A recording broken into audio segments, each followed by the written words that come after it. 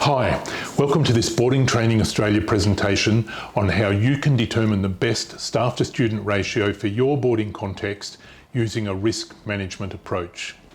Boarding ratios and risk management. The ratio of supervisors to boarders is important for a safe boarding environment, an optimal boarding experience for young people, and for staff well-being. The purpose for this process that we're undertaking at the moment to determine ratios is, of course, for a safe and optimal boarding environment.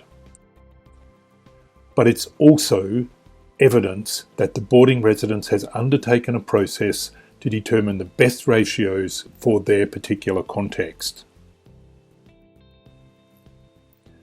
So the process is that we ensure that we do everything we possibly can to provide the right number of supervisors for the best environment and for a safe environment. But if something does go wrong, then we've got the evidence that we've engaged with this process. You've probably heard about the death of the student in Austria while on an international tour of Europe in 2019. The coroner stated that this may have been avoided, and this was about ratios. The coroner recommended that the Victorian Department of Education and Training needed to increase its ratios on overseas trips to ensure that there are enough resources in the event of somebody becoming sick. So on this particular trip, there were 2 staff members for 17 students. One staff member was taking this student off for medical care, and so the ratio suddenly became 1 staff member for 16 students in an overseas country. So the Victorian Department of Education and Training did change the ratios, and you can see the new ratios here for overseas travel. It is 1 to 10, 2 staff, 1 to 23 staff, and in the event of the trip to Austria, they would have had 3 staff, not 2 staff. It's interesting when you look at day excursions, because day excursions, the ratio is 1 to 20 staff to student ratio with a minimum of 2 staff. So that means if you have 40 students, then you can have 2 staff members. 2 staff members for 40 students in a day excursion off the school site. I'm not sure how your boarding residents would feel about that, or your parents, if they would think that that was an adequate number of staff members. There's another example from the Australian courts. This is quite a famous example. It's called the flagpole case, and this happened in 1971, and it was resolved around about 1980, I think. The principal of Woden Valley High School died during the night, and this was a principal who was very much respected and loved, and so you can understand that the teachers, the staff, they were in shock, and they gathered for this special staff meeting before school, and the deputy head put 1 teacher on duty in the playground when on a normal day there could have been as many as 20 teachers on duty because there were about 800 students in the school. A 15-year-old student climbed the flagpole, and a 7 kilogram part of the flagpole called the truck, this is the part that holds the flag, it fell onto the student and severely injured his head. The school was sued, and the court found that the Commonwealth had been negligent in failing to provide proper supervision. Again, it was about ratios. The court decided that 1 teacher was not enough to provide proper supervision of students. The appropriate ratio of staff to students was not adequate. So how can we know the correct ratio of staff to boarding students to ensure a safe environment? What is an acceptable ratio that provides an appropriate level of care? There are no mandated standards, and there are very few documented guidelines. One of the only documented ratios is by the Queensland Indigenous Education Consultative Committee, and this says, according to their modelling, the student house parent ratio for Aboriginal students needs to be 1 to 8, to 1 to 10, rather than the 1 to 25 ratio on which most boarding schools operate. And this is interesting, of course, because this suggests that the 1 to 25 ratio of staff to students is what most boarding schools operate on. And we have been in boarding schools all around Australia, and we've seen ratios anywhere from 1 to 65 all the way down to 1 to 5 or 1 to 8. So there's a huge range of ratios depending on a lot of different factors, of course. The boarding standard for Australian schools and residences AS 5725 2015 does not state an actual ratio number. It says this: requirements relating to boarder care and supervision shall include risk management processes used to determine if the ratios of trained staff to boarders for all circumstances. So let's just unpack that, see what that means. Care, obviously, to protect students from harm and provide their needs. Supervision is the act or function of overseeing someone. So supervision is an active role where the staff member is physically present. So if you've got a senior boarding staff member or head of boarding involved in administrative tasks on the computer or in their office, are they actually a part of the ratio? And we would say they aren't. What about a boarding staff member who's away from the boarding residence on an errand, taking a student to the doctor, to a dentist, or sporting appointment? Are they part of the ratio? We would say they aren't. It needs to be people who are active and physically present. The standard notes ratios of trained staff. But what does that mean? Standard doesn't specify the training required to be trained staff. Obviously, we think it's a certificate for, but other people will have different ideas about that. The standard infers that staff who are not trained are not considered in the ratio of staff to boarders. The standard also states ratios of trained staff to boarders for all circumstances, and this is a recognition that different circumstances will require different ratios. The standard details the requirements for the care and supervision of boarders, but this is really the minimum. To ensure that boarders are safe from harm and cared for, this is a minimum that we should all be doing, but most boarding schools and residences aspire to do a lot more than the minimum. They want the number of staff, sufficient staff with the skills and training to enable the holistic development of boarders and to provide an optimal boarding experience. They don't just want the minimum for care and supervision. Let's have a look at the factors to take into account in considering the ratio of staff to boarders.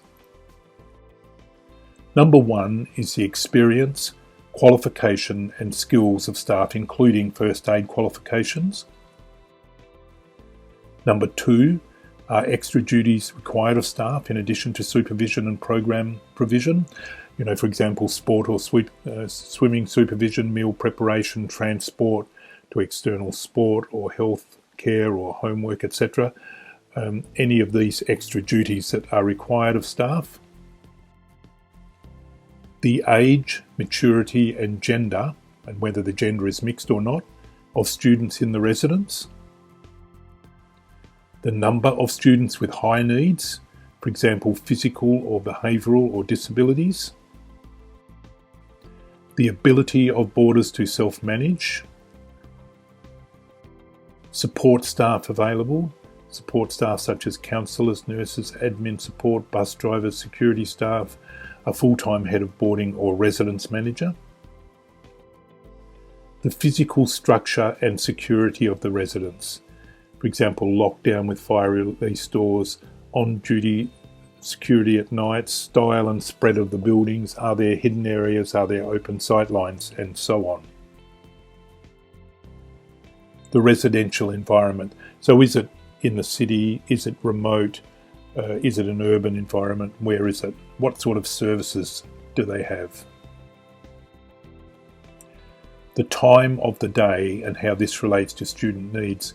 When students are sleeping or engaged in a well-structured routine, the same ratio may not be needed as on the weekend or when students just return from school, or through homework prep time to lights out, some times of the day require a lower staff to boarder ratio than others, and this is obvious. So we can use the risk management process to determine the ratio of trained staff to boarders. So we've talked about the standard for boarding schools, and there is another standard, ISO 31000, that provides standards for risk management. This standard recommends that risk management be based on 3 core elements: a set of principles, a risk management framework, and a risk management process. We can use this risk management process to determine the ratio of trained staff to boarders. The process is based around the 5 stages of the risk management process, so establishing the context, the boarding residents, students, procedures and culture, identifying the risks, what possible harm could occur, analysing the risk on a risk matrix, evaluating the risk, what is acceptable to the organisation, and then treating the risk or making changes. Throughout all these changes, or all these stages, there needs to be communication and consultation occurring with the stakeholders. Stakeholders, of course, are people like your board, your senior managers, parents, etc., and of course, staff members. And there needs to be a planned monitoring and review process.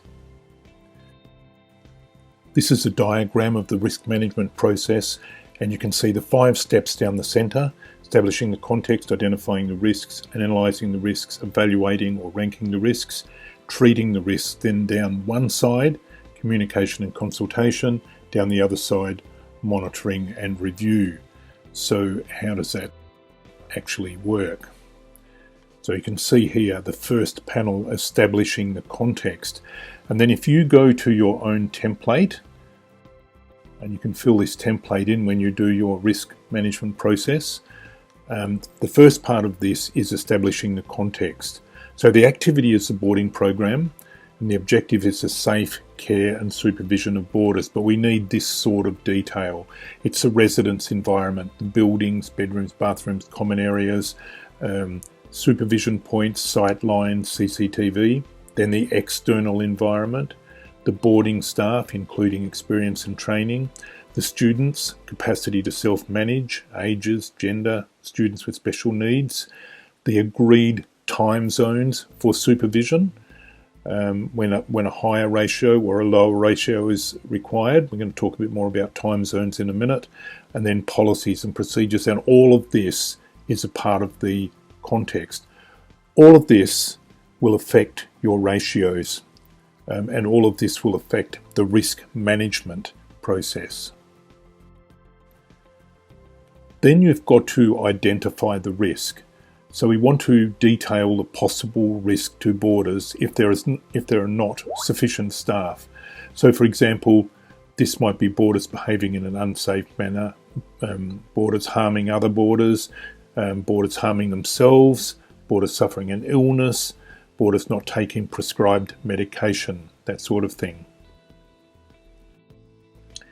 Then we need to analyse the risk, and we use a risk management matrix, and this describes how you do that, and we'll talk a bit about that in a minute and actually do a risk management process.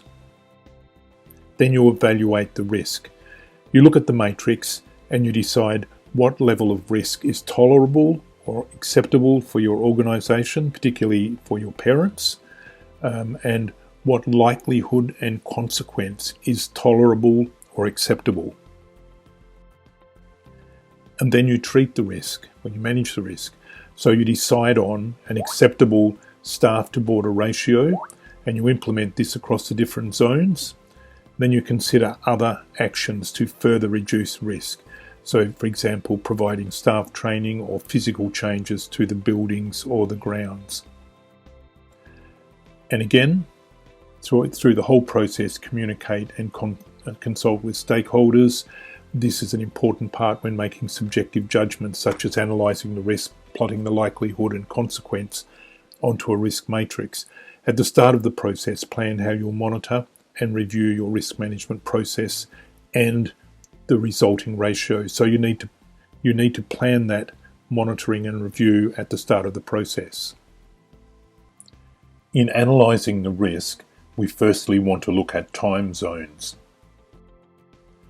These are different times of the day which require different ratios, and we describe these as zones. More staff are needed during the very busy times of the day, and during the quiet time less staff are required. This is obvious to all people involved in boarding. Each boarding context is different, and there's no one zone fits all pattern. Saturday afternoon, one residence might be a very busy time with lots of movement and organised activities, but in another residence might be a quiet time with lots of kids away on leave. Here's an example here of a city boarding school of 100 students, and the busiest time zone, zone 3, immediately after school, has a higher staff to student ratio of 5 on duty for 100 students, or 1 staff member to 20 students. Zone 2 has 3 staff members, or 1.33. Zone 1, when the students are in bed, has 2 staff members, or 1 to 50. It looks like this. 100 students, Zone 3, 1 to 20, Zone 2, 1 to 33, Zone 1, 1 to 50. And you can see that time zone there, the different time zones there. Zone 1 is the lowest ratio. Zone 2 is the mid ratio, the average ratio, and Zone 3 is the highest ratio. There's another table here. This is an example of time zones for a boarding residence where students leave the residence for sporting and other leave on Saturday and Sunday, and there are few students left in the residence. So that means there are zones on those days where the ratio would be quite low. There would be a low number of staff. So we need to make up these time zones to suit our particular context. So once you've made up the time zones, you can then analyse the risk using the risk matrix. To analyse the risk, we choose an identified risk, such as students harming each other, and we choose a time zone. We always start with the highest ratio time zone. So the time which is very busy, when we need the most boarding supervisors on duty. And then we would ask ourselves, if we had 1 staff member for 10 boarding students, what would the consequences look like, and how likely is it that it could occur?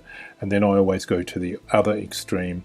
If I had 1 staff member for 40 or 50 boarding students, what would the consequences look like, and how likely is it?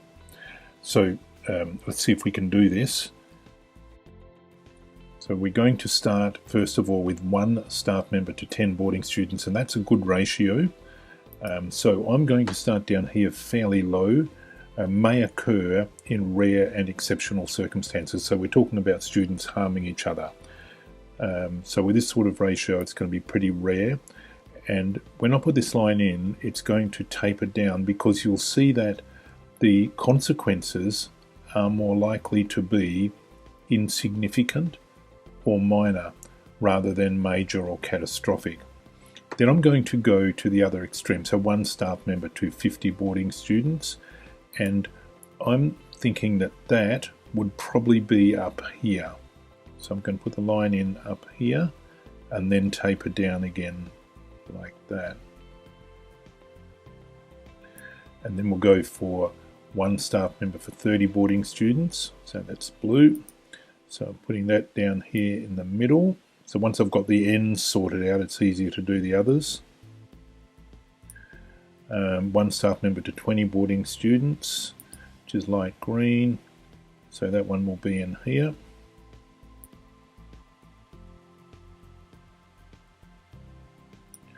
And then 1 staff member to 40 boarding students. That will be in here. And everybody's matrix will look a bit different, but there are some considerations. Firstly, your identified risks should be representative only, not exhaustive. And the reason for that is there's probably a huge number of identified risks that we could look at, but what will happen is that the matrix will start to look the same. Matrices will all start to look the same. And we can find our identified risks by going back maybe 1 or 2 years and having a look at incidents that have happened, and then use some for identified risks. The second consideration is that this process relies on subjective judgments, so it's best to have a group of experienced boarding staff brainstorming this out when making judgments, and you'll end up with better judgments than just one person who could to one side or to the other. So that's how we analyse the risk, using a process like that. One head of boarding said to me, and he was in a school where students could be quite aggressive, he said to me, if two boys want to fight, then it doesn't matter if there's 10 boarding staff or 20 boarding staff there, they won't stop them, they will fight. And so his matrix would look a little bit like this, because this is a student harming another student. It's almost certain to occur in some circumstances, but the thing is this, that if you have boarding staff there, if you have a sufficient number of boarding staff, if your ratios are correct, you should be able to deal with that incident quickly, and the consequences hopefully will be either insignificant or minor. If you have got very few boarding staff on, then the consequences could be more severe. So that's all about analysing the risk. Once you've analysed the risk, you then need to evaluate the risk. This means asking, what level of risk can you tolerate or accept? If you look at this matrix and you look at the purple line for likelihood is it is possible and likely to occur at some time. This means one student will assault another student. And you've got to ask yourself, will your board members, will your leadership, will your parents accept that this is an acceptable arrangement, that it's possible and likely to occur that students will assault each other? And I think they will probably not accept that. So then we go down to unlikely to occur but could happen, and you'll probably find that parents are not likely to accept that either, that it could happen, that their child could be assaulted by another child. They may want to go down to this green line here, which is in the this area, which may occur in rare and exceptional circumstances. So you need to find out what is acceptable to your organisation, your parents, your board members, and then this will give you your ratio. So that green line is 1 staff member to 20 boarding students. The last part of this is treating the risk. And firstly, we need to ensure that the identified number of staff members are rostered on for each zone. So for the one we've just looked at, that would be 1 staff member for 20 students.